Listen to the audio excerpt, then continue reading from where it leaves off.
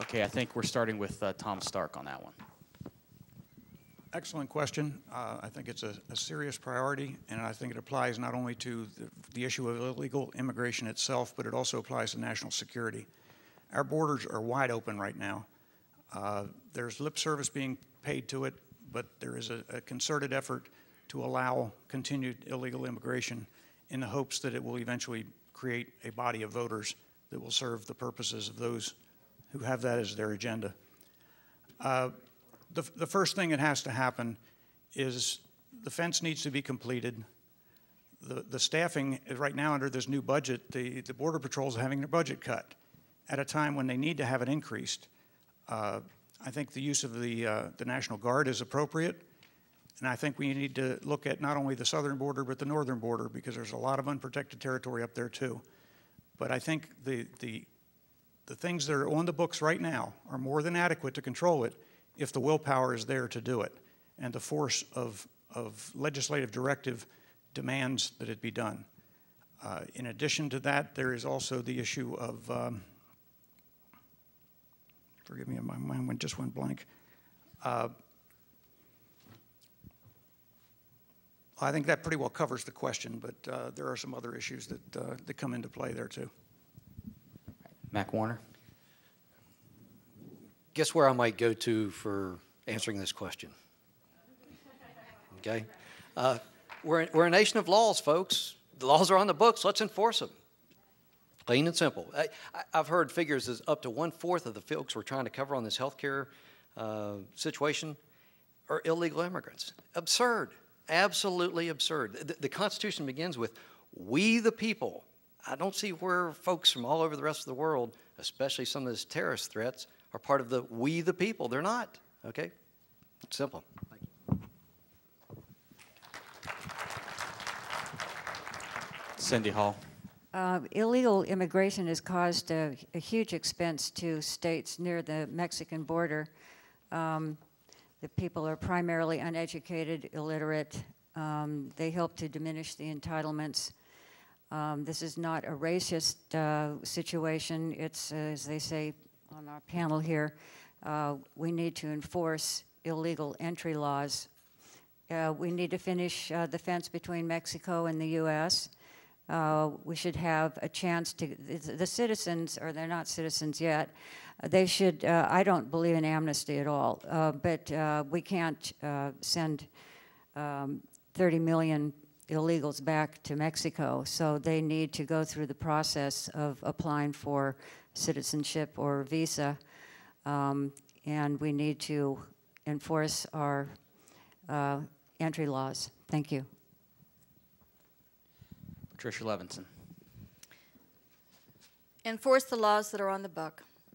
Keep the criminals out, and make it a path.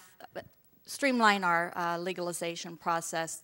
Don't make it so difficult to become a citizen here if you're going to be productive in this country.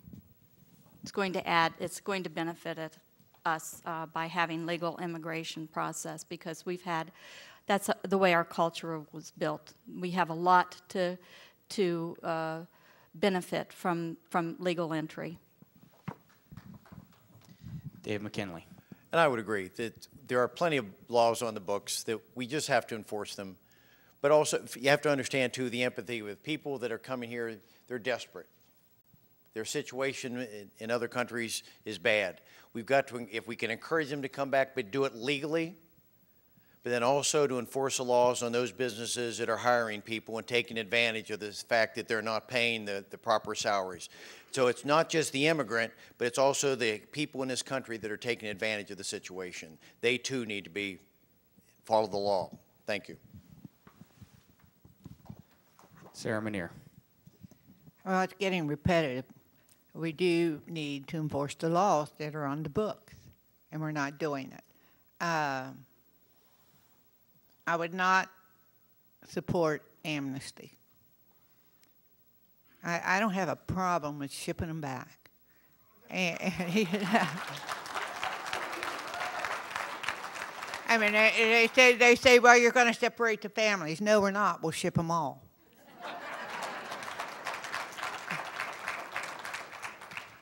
there's a legal way to do it, and others do it. They can too. They're draining our Medicaid, our school system, and we can't afford it. Ship them back. The only good thing with the unemployment is not as many are coming in now because they can't get jobs. So that's the only bright side of the unemployment that I can think of at the moment. But no, as far as I'm concerned, you can ship them all back. All right, I guess we'll do our next question.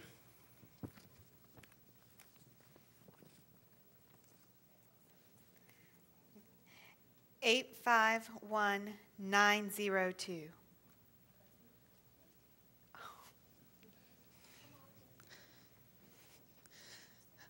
All right, well, I think I can tell by your sticker. State your name and state your question. Hi, I'm Joyce Rabanal from Harrison County. And I've thought about it several questions, and we really don't have a lot of time for it. So I thought I would just make this a little break in the afternoon and share a little humor with you. This little girl had a box of kittens at the door of Walmart the other day. And this gentleman came in, and he looked at them, and he says she was trying to give them away. And he says, "Oh, honey," he says, "what kind of kittens are those?" And she said, "Oh, they're Democrats." He said, "Oh, okay." He said, "Well, I have to go in the store, and I may come back later." So he went and did his shopping, went out the other door and forgot about the kittens. A day later, he came back, and here was the same little girl with all these kittens. And he says, "Honey," he says, "you still have all your kittens." He says, "And you have a sign now, and it says they're Republicans." He says, "What happened?" And she says, "They have their eyes open now."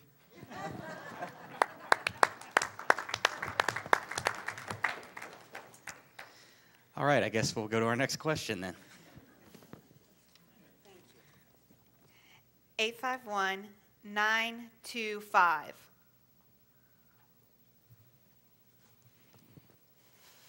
All right, please state your name and state your question. My name is Tawny Newell, and my question may be for all of you, but in particular, Mr. Warner. There's nobody in this room that hasn't agreed with everything we've said about the Constitution. However, there's nobody in this room either that hasn't seen a court totally ignore that. So you were speaking earlier on the 10th Amendment and saying we have to go through the courts.